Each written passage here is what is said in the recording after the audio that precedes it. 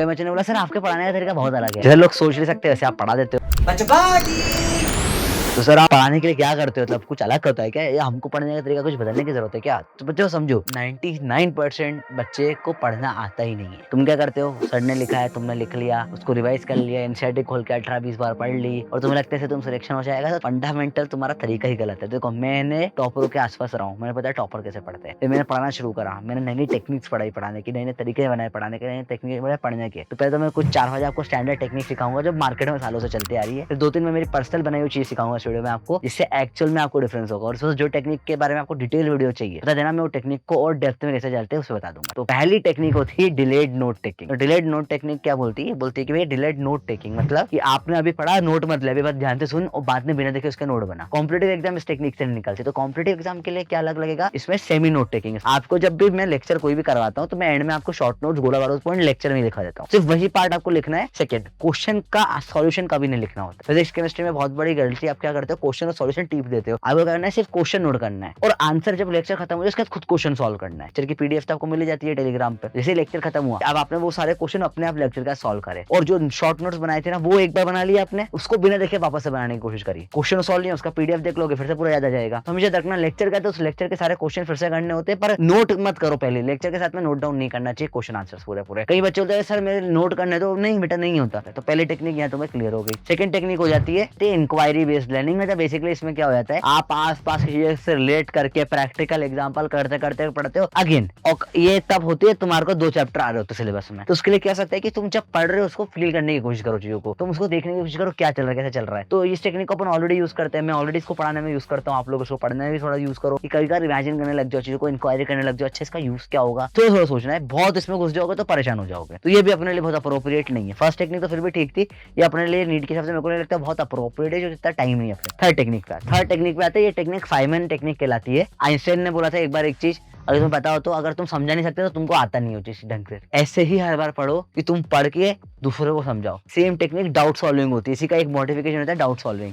लोगों के doubt solve करो। इसी के लिए बेटा मैंने ट्राइब्स, एक व्हाट्सएप का ट्राइब्स ग्रुप बनवा रहा हूँ जिसको डेवलप कर रहा हूँ मैं, जिसमें हर ग्रुप में 100 बच्चे होंगे और उसमें जो, और उन ग्रुपों को पर्टिकुलर एक टाइम के लिए डाउट सॉल्विंग के लिए रोज खोला जाएगा। तो दैट्स लाइक एक ट्राइब का पूरा पूरा डेवलपमेंट होगा उससे। बहुत नेक्स्ट लेवल कंसेप्ट है। अगर आपको जानना है ना, मेंटरशिप फॉर्म भर दो, मैं आपको व्हाट्सएप करके आपको ऐड कर देगा। आप खुद जब दूसरों का डाउट सॉल्व करोगे तो आपको खुद का डेवलपमेंट होगा। फोर्थ टेक्निक पे आते हैं, इसे बोलते हैं इंटरलीव्ड कंसेप्ट या रैंडम टेक्निक, रैंडम स्टडी। क्या होता है रैंडम, इसमें बोलते हैं रैंडम टॉपिक पढ़ो। अब ये चीज थोड़ा सा बहुत खतरनाक लेवल में मैं एग्री नहीं कर सकता, थोड़ा बहुत इसका फायदा होता है। ये रैंडम स्टडीज एंड में हेल्प करती है आपको। ये उसके लिए होती है, इसका एक बार सिलेबस थोड़ा कंप्लीट हो चुका होता है, तुमने सारे टॉपिक्स लिख दिए, तुमने कोई भी रैंडम आग बंद करके पेंसिल मारी या जिस पर टच हो वो वाला पहले पढ़ लिया। पर जिसको कुछ नहीं आता उसको सिस्टम में पढ़ना पड़ता है, क्योंकि अपना सिलेबस जो है, अब बायो में टेक्निक तुम बहुत यूज कर सकते हो, वहां तक हर टॉपिक का भयंकर कनेक्शन नहीं होता है। पर ये केमिस्ट्री फिजिक्स में टेक्निक में तुम्हें नुकसान हो जाएगा। क्यों? क्योंकि जो आखिरी टॉपिक पहले उठा लिया है तो पहले से मिक्स नहीं हो पाएगा। तो सर इसको कैसे यूज करना चाहिए, इसको यूज करना चाहिए तुम सब्जेक्ट का मिक्स एंड मैचिंग करो। जैसे तुम अगर कोई सब्जेक्ट को 8 घंटे पढ़ के बोर हो गए, तुम ब्रेक में नाचने की जगह या इंस्टाग्राम देखने की जगह ब्रेक के तौर पर दूसरा सब्जेक्ट पढ़ लो, समझ रहे हो? तो इस तरीके से आप इसको यूज कर सकते हो, चीजों को मजा आएगा। फिफ्थ टेक्निक होती है पास पेपर और पीवाईक्यू एनालिसिस। अब तो आपको नाम से समझ में आ रहा है पीवाईक्यू का मतलब क्या होता है, प्रीवियस ईयर क्वेश्चन होते हैं, सालों से करते आ रहे हैं। ये टेक्निक का क्या होता है, पिछले साल के पेपर करो करो करो, इसको भी थोड़ा मॉडिफाई कर दिया मैंने। पहले क्वेश्चन देखो, मैं क्वेश्चन को टॉपिक के सब टॉपिक के भी अल्ट्रा सब topic with pattern question format होता है। मैंने मोशन अंडर ग्रेविटी के अंदर देखा ये 4 पैटर्न के सवाल ही पूछता है, नहीं उनके भी सब टॉपिक में डिवाइड कर दिए। तो चैप्टर के टॉपिक्स के सब टॉपिक्स के अल्ट्रा पैटर्न सॉल्विंग वे में। अब इसमें थोड़ा सा मैं मेरी टेक्निक जोड़ता हूँ। पहले टेक्निक हो जाती है, सोचो बड़ा सोचो। बड़ा सोचो टेक्निक क्या होती है, जब भी आप कोई रट रहे हो, रटना आसान करने का तरीका होता है बड़ा सोचना। तो मेरे को अभी भी टैप रूट सिस्टम वगैरह पढ़ा था, रूट से टाइप, तो टैप फाइबर्स एडवांटेज से मुझे अभी भी याद है बहुत ढेर के। मैंने एमबीए से नहीं पढ़ा, जो कि उस टाइम पे मैंने इसको बहुत अलग वे में, इमेजिनेटिव में पढ़ा था। कैसे पढ़ा था मैं, ऐसे टैप रूट होते, मेरे को टैप है, नल है, उससे रूट होते फाइबरस, प्राइमरी सेकेंडरी टर्शियरी निकलते। ओह, तो मैंने सोचा ग्रूट है ना, ग्रूट गया, उसने नल खोला, नल से निकला बड़ा सा रूट निकल गई भयंकर, बड़ी सी रूट, उससे और रूट निकल रही है। अब ग्रूट रूट खींच रहा है, सोचने लग गया मैं। बोला कैसे खींचेगा, बोला उसने चना खाया, दम नहीं है, चना हाथ में सरसों का तेल लगाया, खींचा। तो ग्राम और अपना डाइकोट होता है, ग्राम और मस्टर्ड उसका एग्जाम्पल हो गया। ऐसे करा, फिर उसके बाद ऐसे करते करते ऐसे मैं पूरी एक कहानी बना दी। सेकंड टेक्निक होती है स्टोरी वीविंग।